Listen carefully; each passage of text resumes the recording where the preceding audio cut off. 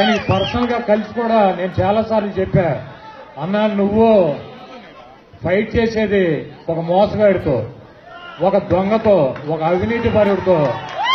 కాబట్టి మనం కూడా కొన్ని అన్న అబద్దాలు చెప్పడం మీరు నేర్చుకోకపోతే మనం మన పార్టీ ఇబ్బంది పడుతుందని చెప్పి నేను చెప్పడం జరిగింది.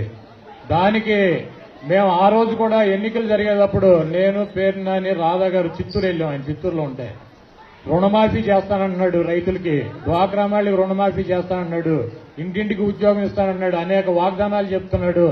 మనం కూడా చెప్దామని చెప్పి ఆయన దగ్గరికి వెళ్ళి చెప్తే అవన్నీ ఎట్టా చేస్తాం, డబ్బులు ఎక్కడి నుంచి వస్తాయని అడిగాడు ఆయన.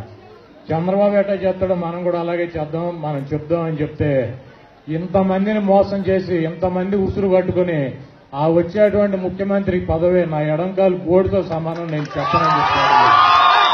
కాబట్టి ఇవాళ జగన్మోహన్ రెడ్డి గారిని, రాజశేఖర రెడ్డి గారిని తట్టుకోలేక ఆ రోజు ఈ రోజు కూడా అనేక రకాలైనటువంటి అబద్దపు నిందలు ఆయన మీద 1,00,000 కోట్ల అవినీతి చేశాడని చెబుతాడు. 1,00,000 కోట్ల రూపాయలు కనుక జగన్మోహన్ రెడ్డి గారు అవినీతి చేసి ఉంటే, మొన్న మా దగ్గర కనుక అంత డబ్బుండి ఉంటే నీకు ఒక్క సీటు కూడా ఈ రాష్ట్రంలో వచ్చేది కాదు. ఈ రాష్ట్రంలో చంద్రబాబు నాయుడు ఎన్టీ రామారావుని వెన్నుపోటు పొడిచి 95లో పార్టీ హ్యాండ్ ఓవర్ చేసుకున్నాక పార్లమెంట్ కాంచి పంచాయతీ ఎలక్షన్ వరకు ఒక్కొక్క కాన్స్టిట్యున్సీకి 10 కోట్ల రూపాయలు 20 కోట్ల రూపాయలు డబ్బులు ఇచ్చి 10,000 కోట్ల రూపాయలు ఓన్లీ. హాయ్ ఫ్రెండ్స్, మా టుడే టుమారో యూట్యూబ్ ఛానల్ చూస్తున్నందుకు చాలా థ్యాంక్స్.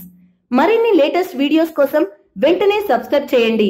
అలాగే ఈ బెల్ ని కూడా రింగ్ చేసేయండి. మా నోటిఫికేషన్స్ అన్ని మీ మొబైల్లో వస్తాయి. అలాగే మా వీడియోస్ మీకు నచ్చితే లైక్ చేయండి, షేర్ చేయండి, నచ్చకపోతే కామెంట్ చేయండి.